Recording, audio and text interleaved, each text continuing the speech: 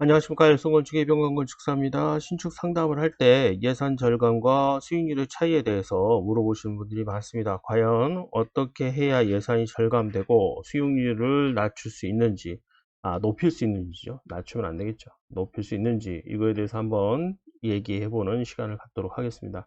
일단은 이제 고양 향동지구라고 완성되어 있는 신도시를 샘플로 보면서 저희가 설명을 드릴 텐데, 기초적으로 신도시는 거의 비슷하고요. 그 다음에 이제 근생 같은 경우 신축할 때 어떻게 해야 되는지도 같이 검토하는 시간을 갖도록 하겠습니다. 고양 향동지구 상가주택에서 가장 중요했던 내용들을 하나씩 짚어보면서 설명을 해 드릴 거고요. 사진에 보고 계시는 거는 저희가 한 동탄에 있는 할리스 호수공원점 인면을 보고 있습니다. 가장 중요한 것은 인면이 일단은 모든 사용자들에게 설득력 있게 들어가 줘야 됩니다. 이게 이제 수익률을 가장 높일 수 있는 거고요. 예산 절감을 하는 건 이제 포인트별로, 그러니까 인면의 포인트가 어딘지를 봐서 그 포인트별로 디자인 코디를 해줘야 되는 거죠. 예를 들어서 이런 몰딩 부분들을 누락시키면 안 되겠고, 이런 경관 조명 부분, 그 다음에 이 층고를 충분히 확보해서 그 층고 범위 내에서 이제 고정형 어닝을 설치할 수 있는 위치를 표시하고, 그 다음에 내부 기둥을 통해서 전면에 유리를 풀로 넣을 수 있는 것, 그 다음에 전체 높이를 좀 올려서 여기 부분에 이게 데코레이션이 가능하게 만들어주는 것들, 그 다음에 여기 이렇게 몰딩, 이런 것들은 이제 인면에서 디자인을 하면서 조금 비용을 많이 들인 거고요. 그 다음에 이제 이런 부분, 창대 틀이라든가 창대 하단석 같은 경우는 하자를 방지하기 위한 디테일이다. 그래서 예산 정감을 할 때는 포인트별로 불필요하게 비싼 자재를 쓰지 않는 것도 중요하지만 수익률을 위한 투자는 조금 해야 된다. 이것이 비어있는 상가를 가지고 있는 것보다는 낫다. 그래서 이거에 대해서 한번 얘기를 간단하게 한번 해보았습니다. 일단은 이제 제일 먼저 해야 되는 건 수익률 분석할 때 입지 분석이에요. 그래서 주변 도로망이 어떻게 되어 있는지, 그 다음에 향후 개설되는 도로는 어딘지. 요즘은 이제 네이버 부동산 지도에서 그런 것들이 이제 자세히 나와요. 뭐 예를 들어서 연철이 언제 연장될 것인지, 그 다음에 고속도로가 어떻게 될 것인지. 그렇게 이제 확정된 것도 사실 시간이 오래 걸리지 않습니까? 그래서 그런 것들 한번 확인해 보는 그것들은 중요한 거다 알고 계시면 좋겠고요. 그 다음에 확정되지 않는 정보는 뭐 크게 도움이 안 되는 것 같아요. 그게 이제 단기간에 걸쳐서 되는 게 아니라 장기간에 걸치기 때문에 그런 것들 좀 참고를 한번 해보시고요. 그 다음에 뭐 예를 들어서 교통망과 그 다음에 철도망이 어떻게 개설되는지 미리 인증된 곳에 가서 이제 정확한 자료를 받는 게 제일 중요하죠. 신문기사보다는 국토부나 또는 지자체 홈페이지에서 확인하는 게 가장 합리적이라고 보여집니다. 그 다음에 이제 주변 광역도시권, 뭐 예를 들어 서울이면 서울, 뭐 예를 들어서 동탄이면 동탄, 화성이면 화성, 성남이면 성남, 이런 중심 체계 지도가 어떻게 바뀌는지 이것들도 다시 한번 보여주고요. 일단 지구단위 계획도, 신도시 같은 경우 지구단위 계획도가 있는데 여기서 이제 색깔별로 옅게 노란색이 단독주택이고요. 그 다음에 진한 노란색이 아파트입니다. 그래서 요걸 좀 봐야 되는데 요런 것들이 이제 단독이고요. 이게 아파트고, 그 다음에 이제 이게 학교 색깔이거든요. 이게 지역마다 색깔은 똑같습니다. 그 다음에 이제 빨간색이 일반 상업용지고요. 그 다음에 이제 초록색이 공원이나 녹지 뭐 이런 거고, 그 다음에 요거는 이제 당연히 하천이고요. 이런 것들은 이제 색상별로 이게 조성이 되어 있는 거기 때문에 아무래도 이제 여기 있는 근생부지 색이 좀 다르죠. 이쪽에 근생부지. 그 다음에 이제 회색으로 표시된 게 이제 주차장 부지예요. 그래서 이런 것들 참고로 하셔가지고, 아무래도 상업용지의 중심권역이 중요하고요. 이게 중학교냐 중학교냐 했을 때 상권 형성이 좋은데, 학교하고 내가 살려고 하는 땅이 이격거리가 너무 크거나 차선이 많이 크면 사실 유동동선은 없어요. 물론 이제 예를 들어서 여기 아파트가 있고 이 아파트 사람들이 여기로 학교를 다닌다, 이거는 좀 개념이 이제 다른데, 그래서 이런 것들 한번 확인해 보는 시간을 갖는 게 중요하다. 이게 이제 예산 절감보다 이제 수익률이 날 건지 말 건지에 대한 본인의 생각이 제일 중요하죠. 사실 여러분도 아시다시피 이게 수익률은 누가 도와주는 게 아니거든요. 그 다음에 지구단위 계획을 봤으면 근생용지들의 이제 필수적인 그 이 건폐율 용적률을 꼭 보셔야 돼요. 그 다음에 몇 층까지 가능한지도 보셔야 되고, 가급적이면 뭐 2종 일반이나 3종 일반 주거지역이 아닌 근린생활시설에 속해 있는 곳이 가장 좋습니다. 그리고 언제 우리가 사용할 수 있는지, 정말 위치가 좋은데 나중에 사용한다, 이건 의미가 없잖아요. 그래서 여러분들께서 이제 근생작품이라든가 이런 것들 보시고 잘 하는 곳과 좀 상의하면서 진행하는 것도 하나의 바람입니다. 그래서 다양한 근생 형태가 있겠지만 중요하죠. 상가주택 부지의 대표적인 형태가 이제 점포주택 용지인데요. 점포주택 용지는 이제 가구 수가 중요합니다. 그래서 여기가 이제 5가구인지 7가구인지 6가구인지 이거 꼭 보셔야 되고요. 그 가구 수에 따라서 내가 조성해야 되는 게 어떻게 바뀌는지도 같이 보시면, 이게 3층 가능인지, 그러니까 예를 들어서 1층, 2층, 3층, 4층인지, 아니면 1층, 2층, 3층만 가능한지, 1층의 용도가 주거인지 아니면 근생인지, 이것도 중요하죠. 4층으로 되어 있는데 전체가 주거인 경우도 있고, 4층으로 되어 있는데 아래층은 근생이고 1, 2, 3층은 주거인 경우도 있거든요. 그래서 이런 것도 필요하시고요. 3층으로 되어 있는데 아래층이 근생이고 위층이 주거인 경우도 있고 다 주거인 경우도 있다. 그래서 주거와 근생이 어떻게 되어 있는지, 그 다음에 건폐율과 용적률이 어떻게 되어 있는지, 보통 4층이면 60에 180%면 무난하고요.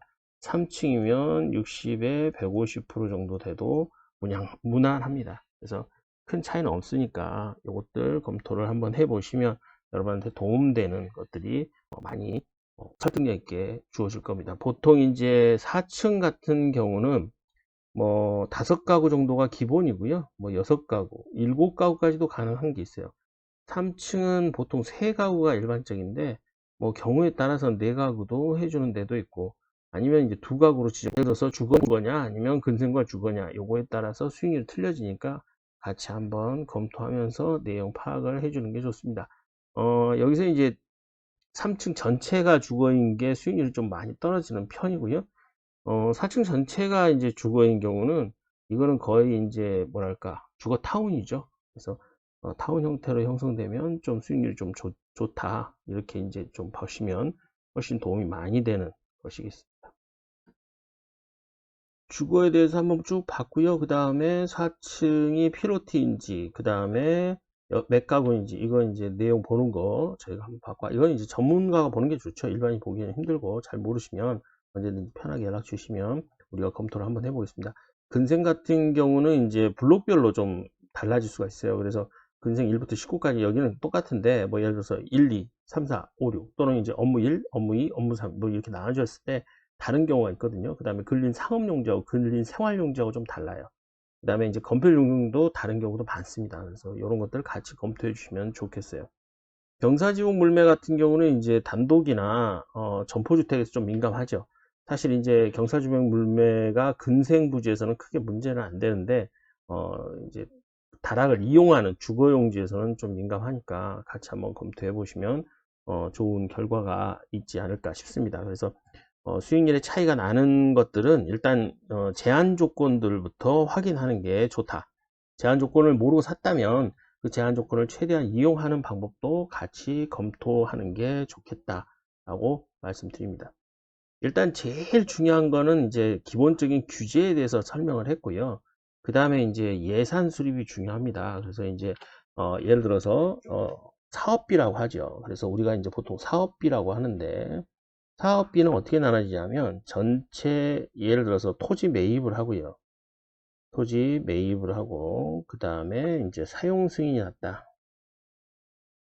그러면 토지 매입을 해서 사용 승인이 날 때 2가지로 나눠져요. 여기서 딱 2가지로 나누는데, 여기는 착공 전 단계. 그래서 여기서 착공을 했다면 착공 전 단계와 착공 후 단계, 이렇게 나눠집니다. 보통 착공 전 단계에 들어가는 비용에서 항목이 설계비, 그 다음에 감리비, 그 다음에 지질조사비, 그 다음에 구조감리 비용, 뭐 이런 것들이 항목들이 나올 수 있겠고요. 이제 착공 후에는 전체적으로 공사비인데, 공사비는 이제 시공비도 있고, 그 다음에 인입비, 그 다음에 승강기 비용, 그 다음에 인테리어 비용 이렇게 나누어집니다. 그래서 요 비용과 요 비용을 합해서 총 사업비라고 하고요. 저희가 여기서부터 여기까지 총 사업비가 대충 얼마 들 것 같으니 여기서 단계별로 준비해야 되는 비용과 여기서 단계별로 준비해야 되는 비용을 설명을 한번 해드립니다. 요게 이제 수익률 계산에서 필요한 거고요. 여기서 예를 들어서 이제 뭐 100만원, 200만원 이렇게 계산하면 수익률이 형성이 안 되고요. 실은 이제 대출을 받을 때도 예를 들어서 공사비가 10억이면 이때 얼마를 받겠습니까? 공사비가 이제 여기 이때 뭐 예를 들어 10억, 그 다음에 요때 10억, 이때 10억, 이때 10억 뭐 이렇게 받겠죠. 뭐 예를 들어서 그러면 이제 만약에 총 공사비가 뭐 예를 들어서 10억이다. 그러면 2억, 2억, 2억, 2억, 2억 이렇게 나누어서 받을 거 아닙니까?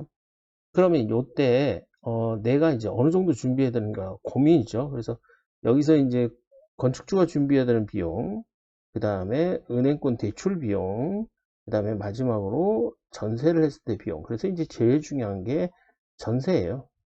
그래서 주거 수급률이 어느 정도 되는 곳인가가 가장 중요한 수익률에서 필수고요. 그 다음에 여기서는 이제 내가 요 기본적인 계약 금액을 내고 이 정도를 유지할 수 있는가가 중요해요. 최소한 여기까지는 유지가 돼야죠. 이런 것들이 이제 공사 기간하고 맞물리는 거다. 실은 앞에서 이제 설계비나 감리비나 지질조사비나 구조비나 이것들은 착공 전에 필수 사항이기 때문에 요거의 비용은 대충 나오는 금액들이 있어요. 이거는 이제 상담을 통해서 저희가 설명을 한번 드릴 테니까 요것도 궁금하신 부분은 한번 전화를 주시기 바랍니다. 간단하게 이제 비용에 대해서 예산 산출 같은 거 말씀드렸고요. 그 다음에 이제 토지에 대한 것들 말씀드리면 마지막으로 건축 설계에서 가장 중요한 건 수익률이죠. 그렇죠. 건축 설계에서는 디자인보다 수익률이 우선입니다. 대지 면적별로 이제 기준축이 달라지거든요. 보통 이제 저희가 저희 디자인 프로그램을 집어넣으면 보통 이제 수익률이 근사치까지 접근을 합니다. 60에서 65평 정도는 이제 투룸 1.5룸 형성이 가능하고요. 65에서 20평 정도는 투룸이 가능합니다. 70에서 75평 정도는 투룸에 큰 투룸 또는 투룸에 3룸이 가능한데 저희는 개인적으로 이건 그렇게 썩 권해드리고 싶지는 않아요. 그 다음에 75에서 80은 3룸도 가능합니다. 근데 예를 들어 5가구를 집어넣었을 때 요 면적 그 다음에 요 면적도 5가구 전체가 3룸이 가능합니다. 이 어떤 식으로 하냐면 복층을 집어넣는 거죠. 그래서 요것도 수익률을 좀 높일 수 있다. 그래서 예를 들어서 2 플러스 3로 해서 2 플러스 3로 해서 이렇게 넣는 것보다는 3로 넣는 것들이 훨씬 더 수익률을 좋게 만들 수 있다. 같이 한번 검토하는 시간을 나중에 한번 가져보도록 하겠습니다. 대지 면적이 이제 80에서 85평 넘어가면 크게 이제 고려될 건 없는데요. 요게 이제 면적이 너무 넘어가면 우리가 이제 좀 고민을 좀 많이 해봐야 됩니다. 과연 이제 이 면적을 다 쓸 거냐. 그래서 대지 면적이 약 90평 되는 것도 가끔 있어요. 신도시에서. 그래서 이런 것들 같이 고민하는 시간들을 갖는 상담 전화를 운영 중이니까 여러분들이 궁금한 거 있으면 언제든지 편하게 연락 주시기 바랍니다. 대지 면적에서 이제 예산 추정을 하는데요. 이제 오래됐으니까 좀 금액이 좀 달라질 수도 있는데 저희가 아까도 말씀드렸지만 계략적인 예산 추정과 그 다음에 금융권 비용을 같이 검토를 합니다. 제일 중요한 건 이제 세금이죠. 세금이 가장 중요하고요. 그 다음에 중요한 게 금융입니다. 그래서 세무와 금융에 대해서 좀 신경을 많이 써야 디자인 포인트를 살릴 수 있고 그 다음에 이제 나중에 통매매 같은 경우도 여러분께서 같이 검토해 보실 수 있습니다. 이 주차 배치에 따라 건색 면적이 천차만별로 차이 나요. 그래서 빠짐없이 검토하는 게 가장 중요하고요. 그 다음에 1층 건색 면적은 사실 한두 평 차이는 큰 의미가 없습니다. 이런 부분 같이 감안해서 여러분들이 신경 써서 디자인하면 분명히 좋은 수익률을 만들어낼 수 있다. 이 부동산 건축 상담, 그 다음에 신축 상담 저희가 운영 중에 있고요. 그 다음에 예산 절감이라든가 뭐 예를 들어서 컨스트럭션 매니지먼트, 부동산 매입, 토지 입찰, 그 다음에 개발 자금, 세무 상담, 건축 설계 시공 같이 검토를 해드리고 있습니다. 오랫동안 했던 단연간의 전문가들이 같이 있고요. 그 다음에 여러분께서 이제 토지 매입부터 시작해서 건축 설계 시공까지 전문 상담이 가능하도록 구성을 하고 있기 때문에 여러분한테 도움되는 시간이 많이 있을 겁니다. 언제든지 편하게 상담을 해주시고, 그 다음에 카카오톡에서 이제 부동산 투자 상담도 같이 진행하고 있기 때문에 여러분께서 이제 저희와 비슷한 작품들 많이 봐주시고, 그 다음에 검토하면 좋은 결과에 완성도 높은 건축물이 완성되지 않을까 생각합니다. 여러분께서 이제 언제든지 편하게 연락 주실 수 있는 전화번호 알려드리고요. 다음 강의에서, 동영상에서 여러분들과 같이 또 조금 더 많은 수익률, 조금 더 많은 그 미래가 이제 자산이 형성되는 이런 것들을 같이 검토를 해보는 시간을 갖도록 하겠습니다. 이상으로 예산 절감하고, 그 다음에 수익률, 그 다음에 전체 공정 요거에 대해서 한번 설명하는 시간을 가져보았습니다. 다음 영상에서 뵙겠습니다.